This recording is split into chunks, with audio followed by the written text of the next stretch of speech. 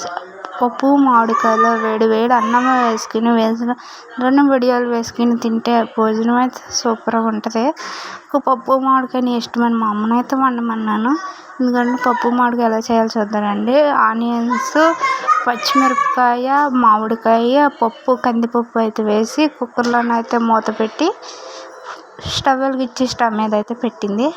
ఇలా కుక్కర్ అయితే పెట్టిన తర్వాత ఒక 2 విజిల్స్ వచ్చే వరకు ఉడకబెట్టింది. ఉడికిన తర్వాత మా అమ్మ అయితే విజిల్ అంతా తీసేసి విజిల్ పోయేలాగా అయితే తీస్తుంది. విజిల్ పోయేదాకా ఉంచి తీయాలి ఫ్రెండ్స్, లేకపోతే చాలా ప్రమాదాలు కూడా జరుగుతాయి కుక్కర్ వల్ల. దయచేసి జాగ్రత్తగా ఉండి కుక్కర్ మీద పెట్టినప్పుడు ఈ చర్యలన్నీ తీసుకుని దాంట్లో ఉన్న గాలి మొత్తం పోయిన తర్వాతే కుక్కర్ మూత అయితే ఓపెన్ చేయండి. మొత్తం కుక్కర్లో ఆవిరంతా పోయిన తర్వాత మా అమ్మ అయితే పప్పు అయితే చూస్తే చూడండి, మామిడికాయ అయితే చాలా మెత్తగా ఉడికిపోయింది. పప్పు కూడా ఇక పప్పు గుర్తించుకుని అందులోనైతే మా అమ్మ అయితే రుబ్బేస్తుంది.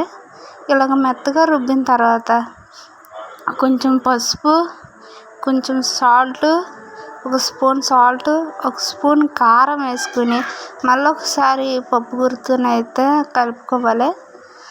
ఇలా మొత్తం కలిపిన తర్వాత సాల్ట్ మళ్ళీ సాలపోతే మళ్ళీ వేసుకోవాలి. వేసుకున్న తర్వాత పప్పు గుర్తునైతే ఇలా అయితే ఒకసారి కలుపుకోవాలి.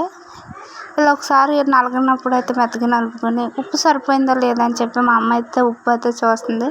ఉప్పు సరిపోయిందని చెప్పి ఇక పొయ్యి మీద అయితే పెట్టింది. విజిల్ తీసేసేసి ఒక ప్లేట్ మూత వేసి పొయ్యి మీద అయితే ఉడకబెట్టింది. టమాటాలు కూడా కట్ చేసి వేసేసి స్టవ్ వెలిగించి స్టవ్ మీద అయితే ఈ కుక్కర్ పెట్టి మూత అయితే వేసింది.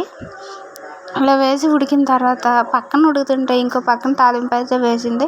ఒక చిన్న మూకుడు అయితే పెట్టుకుని అందులో 2 స్పూన్లు ఆయిల్ అయితే పోసుకుని అందులోనే ఆవాలు, తాలింపు కొరుసులు, ఎండుమిరపకాయలు అయితే వేసి అవి వేసిన తర్వాత ఒక ఆనియన్ ఒక చిన్న ఇదైతే తీసుకుని సన్నగా అయితే కట్ చేసి అందులో కూడా ద్వారగా వేగిన తర్వాత ఎల్లుల్లిపాయలు, కరివేపాకు అయితే వేసి తాలింపు అయితే పెట్టేసింది. ఇలా తాలింపు పెట్టిన తర్వాత ఈ తాలింపు తీసుకువెళ్ళి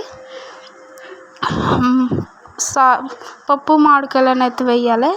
ఇంకోండి ఇదైతే తాలింపు అయితే పర్ఫెక్ట్గా అయితే వచ్చింది. తాలింపు మాడకుండా గట్టితో బాగా కలిపి ఈ పప్పు మామిడికాయలు అయితే తాలింపు అయితే వేసేసి ఇక మూత అయితే ఒక 2 నిమిషాలు మూత అయితే వేయాలి మనకి కలపకుండా. టేస్ట్ అయితే సూపర్ ఉంటుంది.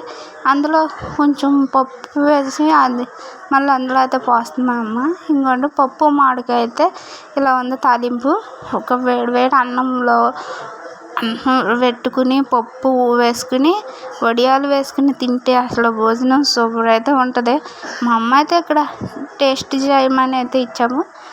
టేస్ట్ అయితే ఎలా ఉందని చెప్పి మా అమ్మ అయితే టేస్ట్ చేస్తుంది. మీరైతే లైక్ చేయండి, షేర్ చేయండి, సబ్స్క్రైబ్ చేయండి.